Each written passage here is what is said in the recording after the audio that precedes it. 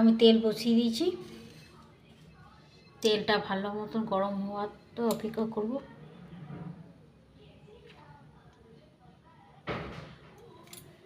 তেলটা গরম হয়ে গেছে, আমি এখানে 1 টেবিল মাপে ব্যাটা দিলাম। দেখুন কীভাবে আমার ফুলছে মালপোয়াটা আটার এই সুজি।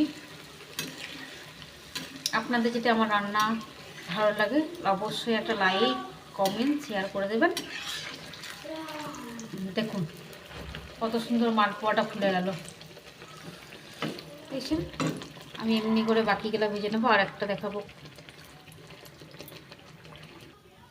দেখুন আমার মালপোয়াটা কেমন ভাজা হয়ে গেছে। দেখুন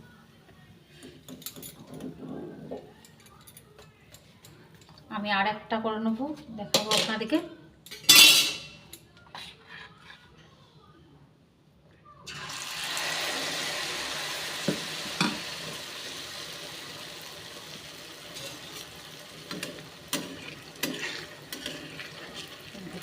কেমন ফুলছে।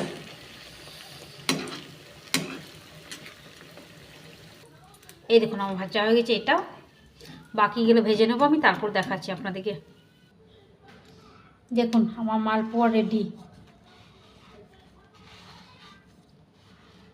এরকম এরকম নতুন রান্না পেতে আমাকে ফলো করবে প্লিজ। আমি একটা ছেড়ে দেখিয়ে দিচ্ছি। দেখো কত নরম হয়েছে। দেখো